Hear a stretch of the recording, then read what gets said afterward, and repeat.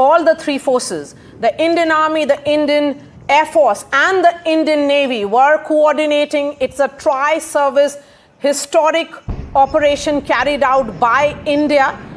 We also have Sunil Prabhu joining us. Ghazali is joining us as well. Sunil Prabhu is joining us from outside Rajnath Singh's residence. Defense Minister, remember, soon after the press release which came in from the Ministry of Defense, Rajnath Singh said, Jai Hind Ki Sena. The message was loud and clear. India had avenged Pahalgam. We have Sunil Prabhu. Sunil, it has been a long night for the entire Indian establishment. What can you tell us where you are? Well, as I speak, I think there has been a lot of movement, and as you rightly pointed out, it's been a long night and it will continue to be for the next few days. As India has responded and in a measured response, as they said, non-military, and they have targeted, various sites, specifically not against military targets, but to avenge the barbaric killings of those 26 tourists unarmed in Pahalgam in Kashmir. And it's in that backdrop that I think our national security advisor, our embassies across the world have been speaking and briefing the various counterparts as well as their countries to explain to them the reason for India's strike and for why we have acted in the manner we have to ensure that things do not go beyond control.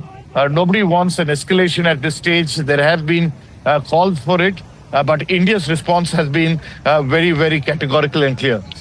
India's response categorical and clear. Operation Sindoor, the Indian Army has released that statement, which was carried out at 1:44 a.m.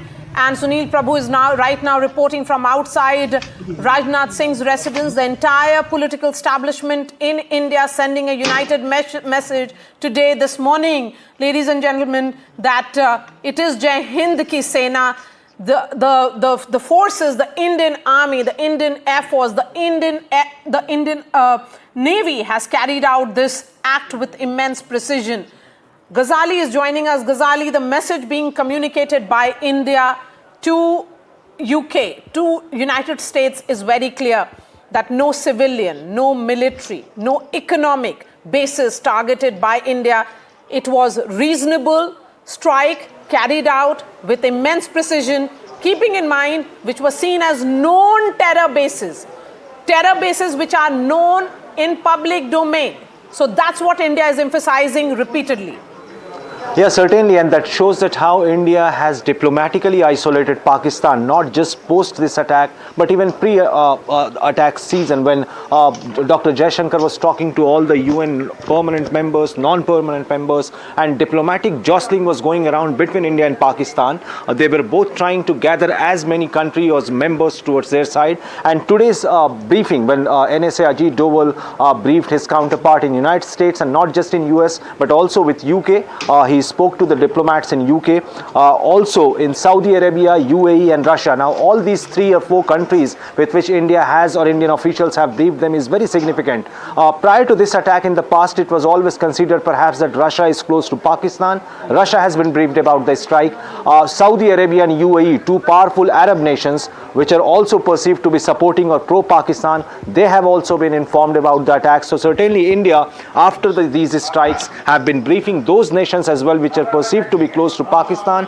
And also, if you remember, in the previous attacks, when surgical strikes happened, it was being questioned whether the attack on what location the attack have happened, what damage it has done to Pakistan. But this particular aerial strikes, the visuals are everywhere to see, though there are certain visuals which are floating on social media which can't be verified. But Pakistan's Prime Minister, Defense Minister, Information Minister, they all have come on record to admit that aerial strikes have happened, though they claim at 3 locations, but in 3 different districts, 9 different locations have been hit inside Pakistan.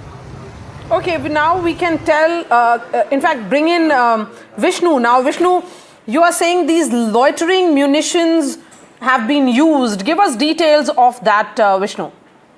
Well, there have been a host of weapon systems which have been used in this particular case. We are now learning that loitering munitions, in other words, kamikaze drones or strike drones were also used. Loitering munitions, also called suicide drones. This is a type of weapon that combines the features of drones and missiles.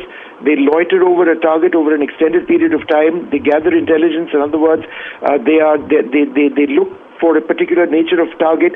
There is often a man in the loop. In other words, there is an operator who might be using that drone to pick out an exact target. They identify a precision point, and then the weapon is dropped and it hits its particular target. We are now learning that these were also used.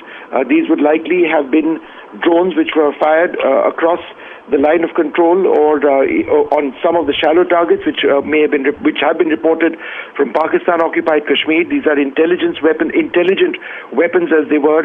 Again, used particularly to ensure that a particular target is struck.